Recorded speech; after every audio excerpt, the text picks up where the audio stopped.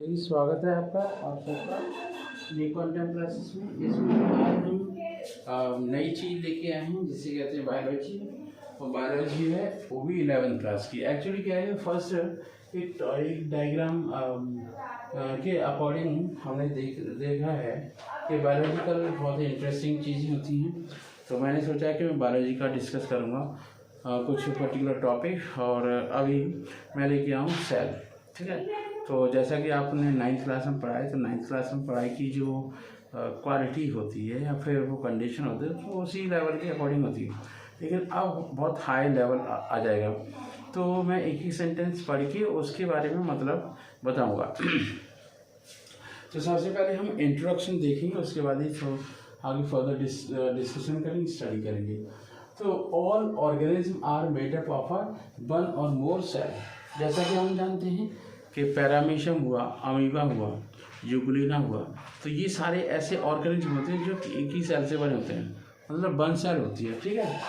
ठीक है, तो ये आपका अमीबा हो गया, यूग्लिना हो गया, यूग्लिना है ना, और आपका हो गया पैरामीशियम, ठीक है, शॉर्ट में लिखा है।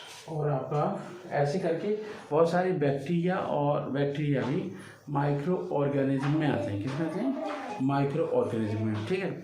इसके बाद इसका मतलब ये भी है कि ये मतलब या तो एक सेल से बना हुआ या जाए सेल होंगी। तो मल्टी सेलुलर में हम आ जाएंगे हीमोबिंग्स, ठीक है, हीमोबिंग्स, बफेलो, है ना, लॉइन, ठीक है, ये आपका फेरिटिमा, फॉस्टिमा या कैचुअल, ठीक। अब इसके बाद फिर हम देखते हैं next sentence. Each cell is made up by protoplasm covered by plasma membrane.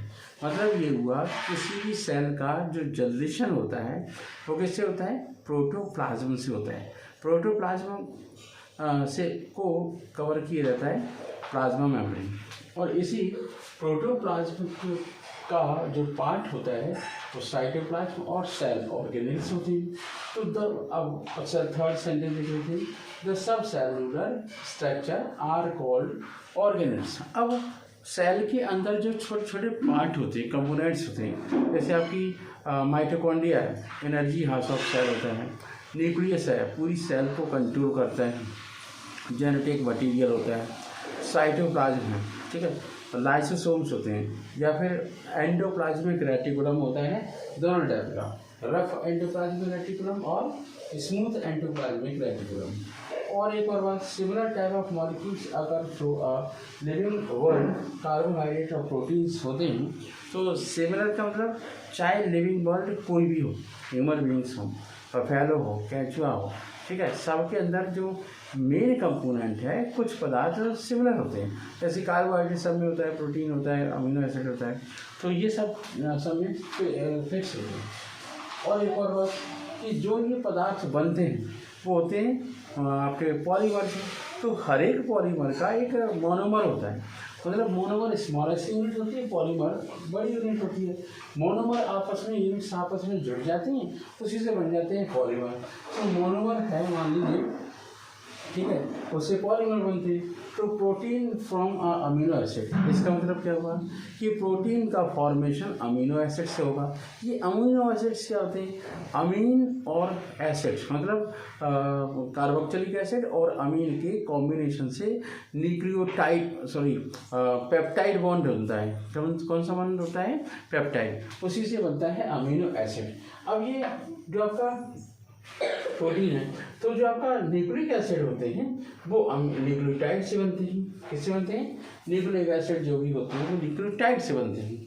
Nucleotide अपने आप में किससे बनते हैं? नाइट्रोजनस बेस होते हैं जिसमें पेंटोज शुगर होती है। अब ये पेंटोज शुगर क्या है? ये आपकी दो टाइप की होती है, एक ऑक्सीराइबो शुगर और एक डी ऑक्सीराइबो शुगर। जब हम डीएनए का स्ट्रक्चर देखेंगे तब हम आपको समझाएंगे पेंटोज शुगर क्या है। और इसमें फॉस्फेट मॉलिक्यूल होता है, और ये फॉस्फेट मॉलिक्यूल बहुत बड़ा रोल प्ले करता है, क्योंकि फॉस्फेट मॉलिक्यूल AMP है, अमीनो मोनोफॉस्फेट ना, जैसे AMP अमाइन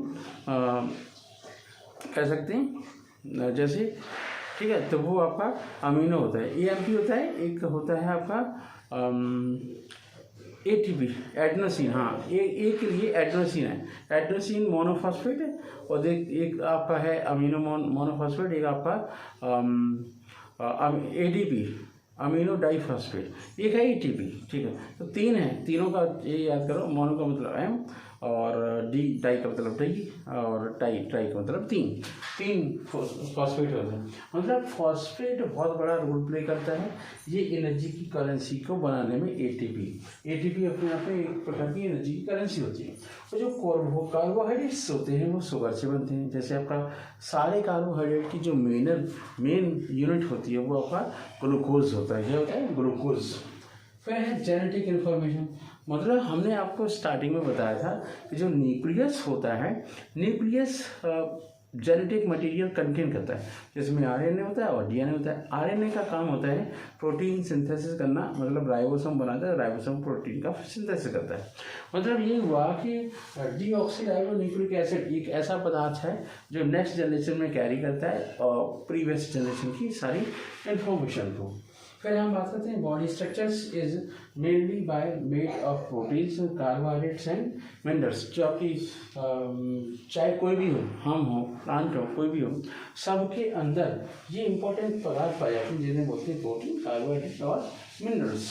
इसके बाद एक और इम्पोर्टेंट पार्ट, जब एटम्स आपस में एग्रीगेट होते हैं, मॉडिफाइड होते हैं, उनके अंदर बहुत सारे चेंजेस आते हैं। तो एटम्स बन जाते हैं मॉलिक्यूलर लेवल पे आ जाते हैं। मॉलिक्यूलर लेवल सब सेलुलर लेवल पे आता है, सब सेलुलर लेवल से बन जाता है सेलुलर लेवल, मतलब सेल बन गई। अब जब सेल का फॉर्मेशन हो गया तो उससे बनेगा टिश्यू, टिश्यू से बनेगा आपका ऑर्गन, ऑर्गन से बनेगा ऑर्गन सिस्टम, और बहुत सारे ऑर्गन सिस्टम का कलेक्शन होता है ह्यूमन बींग्स या कोई और ऑर्गेनिज्म। आई होप आपको ये इंट्रोडक्शन सेल के बारे में समझ आया होगा। नेक्स्ट वीडियो में हम देखेंगे कि किस जो आपका फंक्शन ऑफ सेल क्या है। ये अभी हम जो बात कर रहे हैं वो एक जनरल बात कर रहे हैं, फिर हम स्पेशलाइजेशन के अकॉर्डिंग बातचीत करेंगे। Thank you so much, have a nice day and wait for next video.